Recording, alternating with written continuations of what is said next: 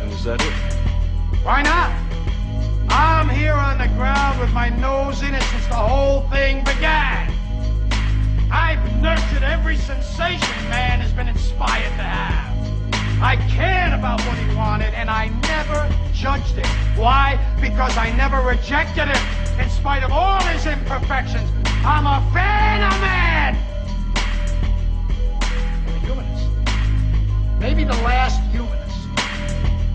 Who, in their right mind, Kevin, could possibly deny the 20th century was entirely mine? The 20th century was entirely mine.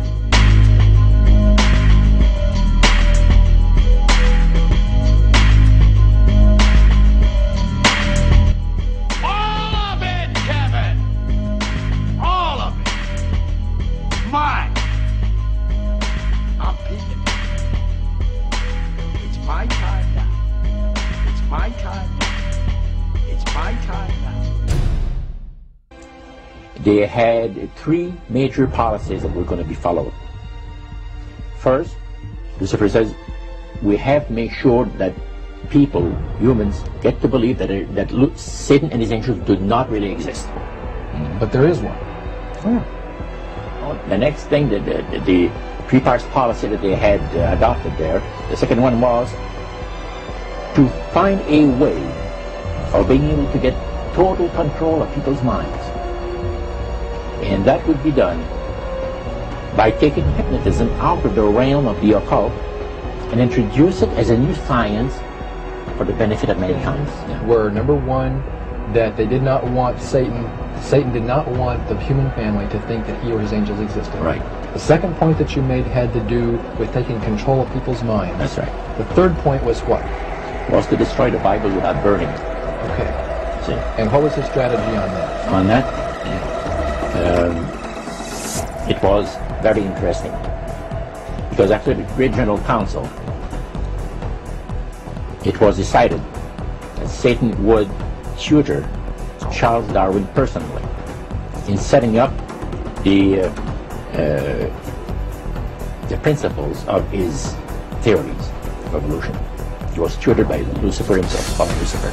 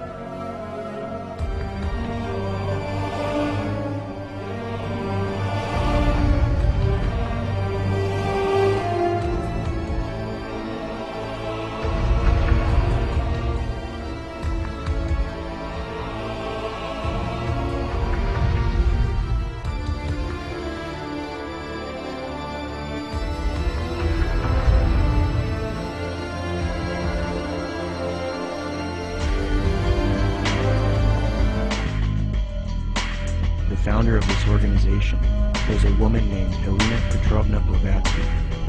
Born August 12, 1831, Helena Blavatsky was very interested early in her life in the supernatural and the mythological.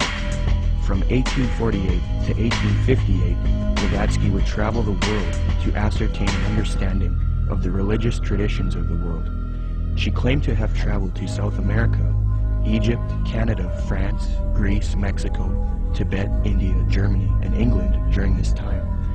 It is said that during this travel, she learned many mysteries, secrets, and occult knowledge from every walk of life. With all of this new esoteric information in her mind, she moved to New York in 1873. Then in 1875, she formed an occult organization called the Theosophical Society. She founded this society with two men, Colonel Henry Steele Olcott and William Quan Judge. According to Olcott, Theosophy already had thousands of members and branches all over the world by 1885.